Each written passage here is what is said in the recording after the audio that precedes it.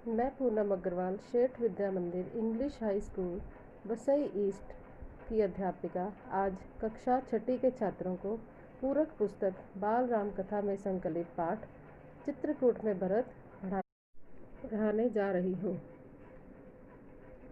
बच्चों, पिछला पाठ हमने पढ़ा था राम का वनगमन। उसमें आपने पढ़ा था कि किस प्रकार महाराज दशरथ अपने दिए हुए 2 वरदानों के अनुसार कैकेयी के कहने पर राम, लक्ष्मण और सीता को वन में भेज देते हैं, वो भी 14 वर्ष के समय के लिए।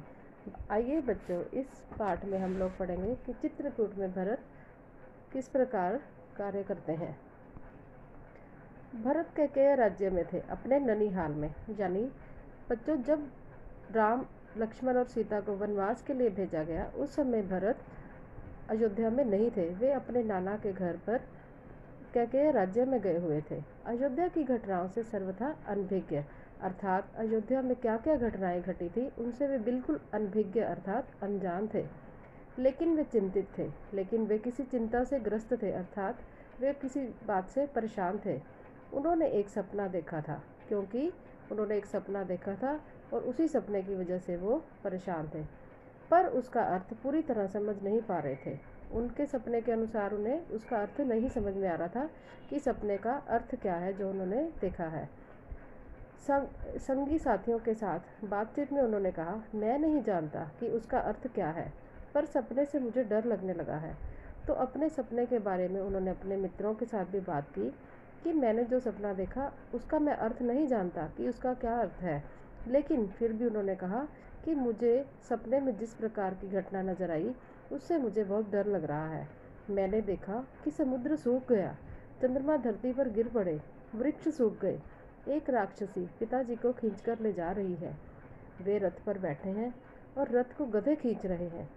ये जिस प्रकार का उन्होंने सपना देखा था, उन्होंने बताया कि मैंने देखा कि समुद्र जैसे कि सूख गया है। सपने के अनुसार ही वे बता रहे थे।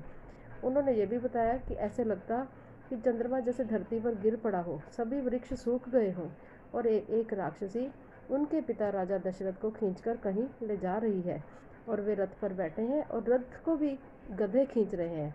इस प्रकार उन्होंने पूरा वृत्तांत अपने मित्रों को बता दिया था। जिस समय भरत मित्रों को अपना सपना सुना रहे थे, ठीक उसी समय अयोध्या से घुड़सवार दूत वहां पहुंचे।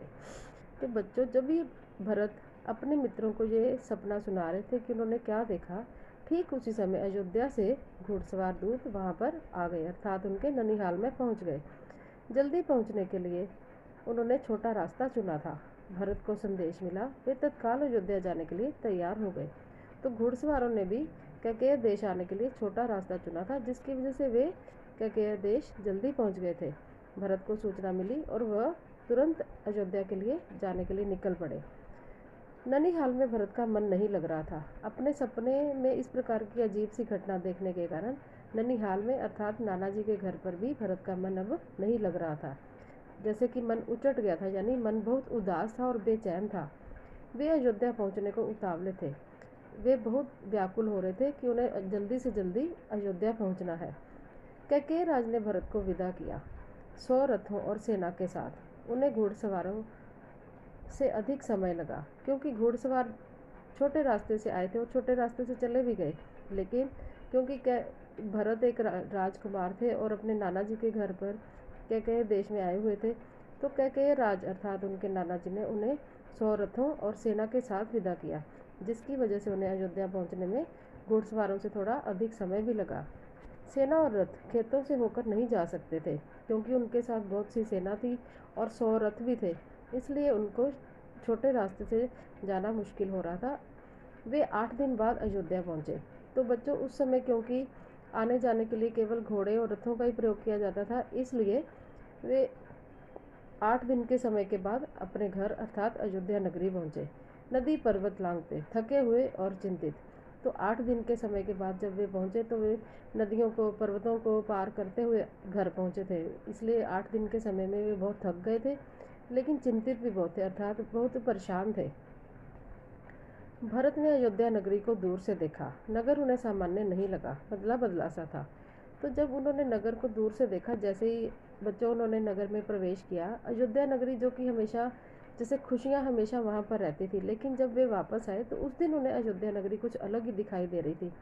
पहले जैसी सामान्य नहीं लग रही थी। सब कुछ उन्हें बदला हुआ दिख रहा था।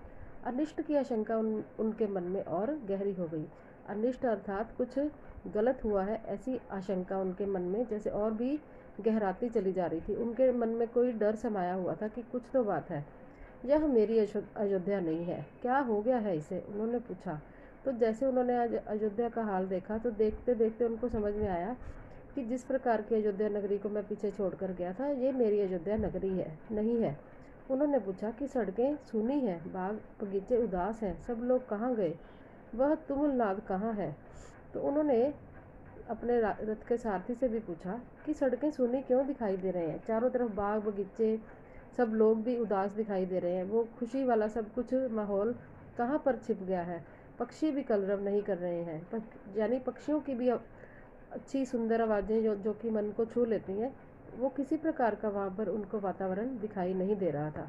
इतनी चुप्पी क्यों? तो भरत सोचते हैं कि इतनी चुप्पी, चारों तरफ इतना चुपचाप सा माहौल क्यों लग रहा है? किसी ने भरत के प्रश्नों का उत्तर नहीं दिया।